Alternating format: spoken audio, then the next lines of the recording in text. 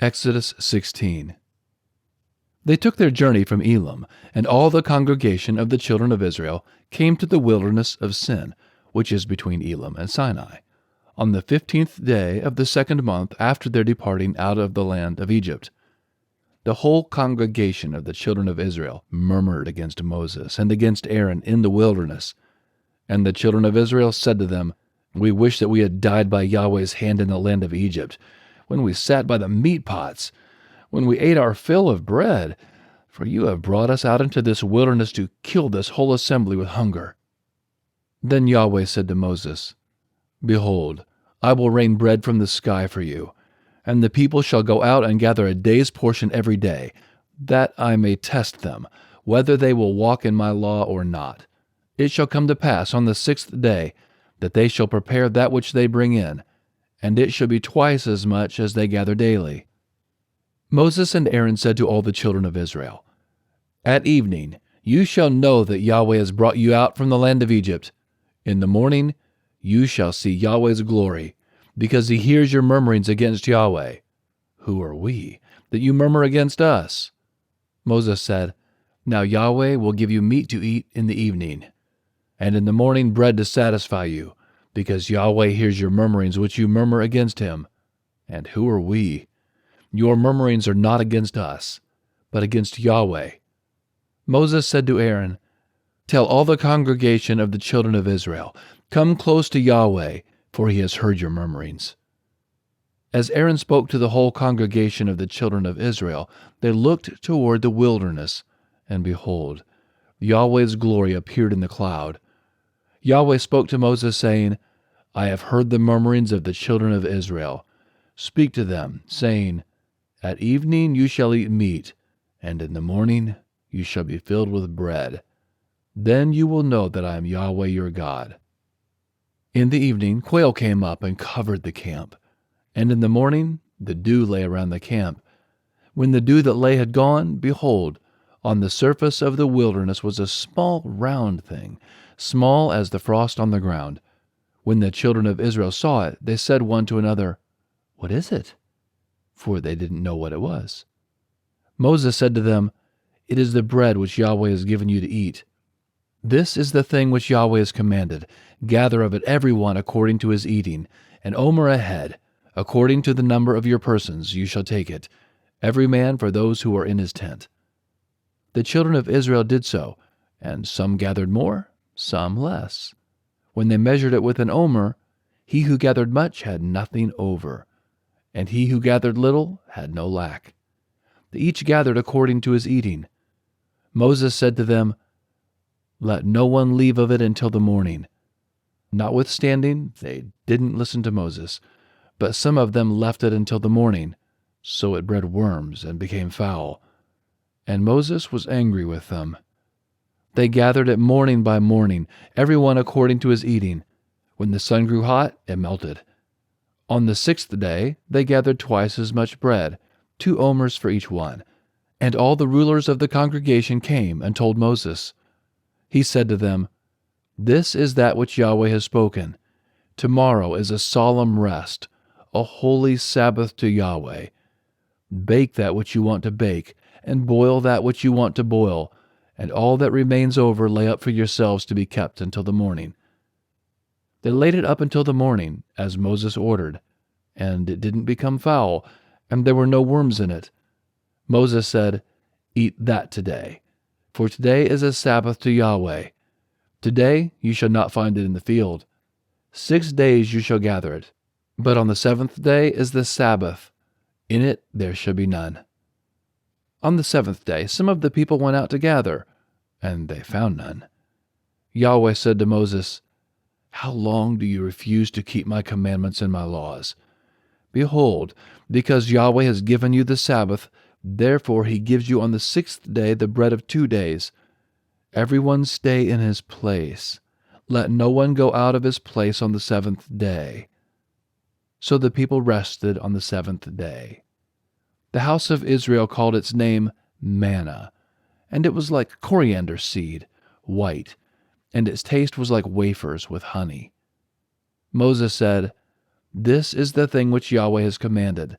Let an omer full of it be kept throughout your generations, that they may see the bread with which I fed you in the wilderness, when I brought you out of the land of Egypt." Moses said to Aaron, "Take a pot, and put an omer full of manna in it, and lay it up before Yahweh, to be kept throughout your generations." As Yahweh commanded Moses, so Aaron laid it up before the testimony, to be kept. The children of Israel ate the manna 40 years, until they came to an inhabited land.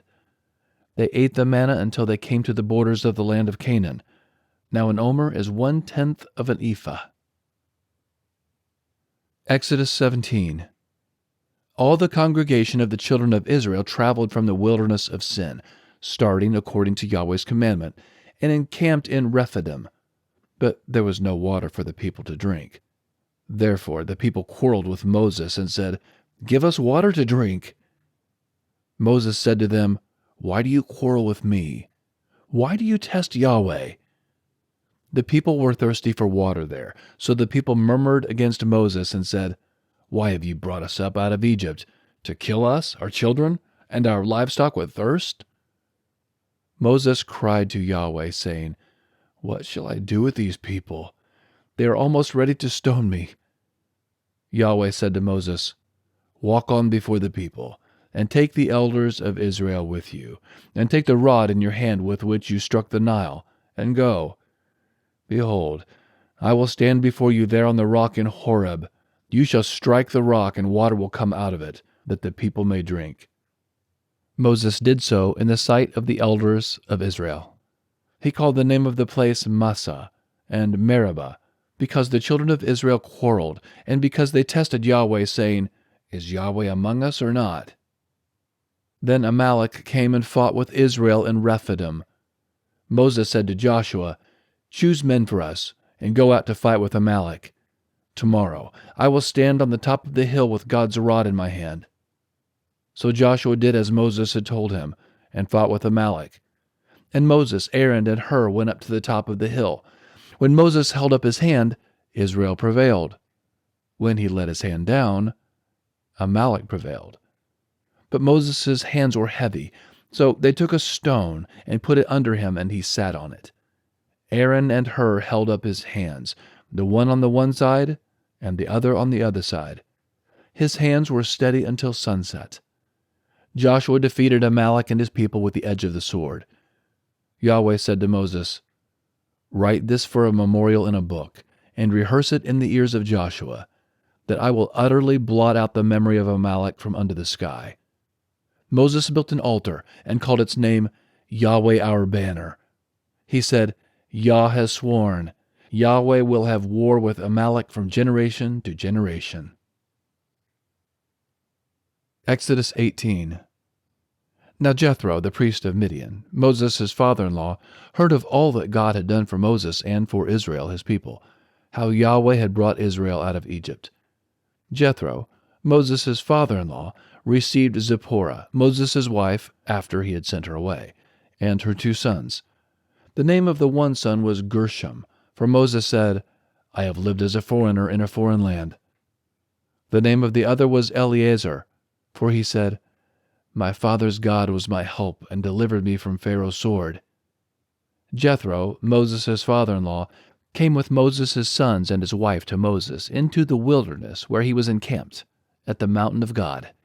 He said to Moses, "I, your father-in-law Jethro, have come to you with your wife and her 2 sons with her." Moses went out to meet his father-in-law and bowed and kissed him. They asked each other of their welfare, and they came into the tent.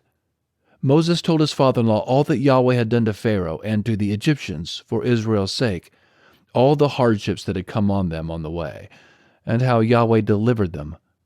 Jethro rejoiced for all the goodness which Yahweh had done to Israel, in that he had delivered them out of the hand of the Egyptians.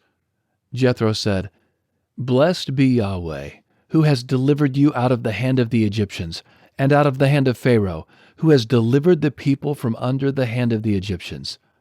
Now I know that Yahweh is greater than all gods because of the way that they treated people arrogantly." Jethro, Moses' father-in-law, took a burnt offering and sacrifices for God. Aaron came with all the elders of Israel to eat bread with Moses' father-in-law before God. On the next day, Moses sat to judge the people, and the people stood around Moses from the morning to the evening. When Moses' father-in-law saw all that he did to the people, he said, "What is this thing that you do for the people?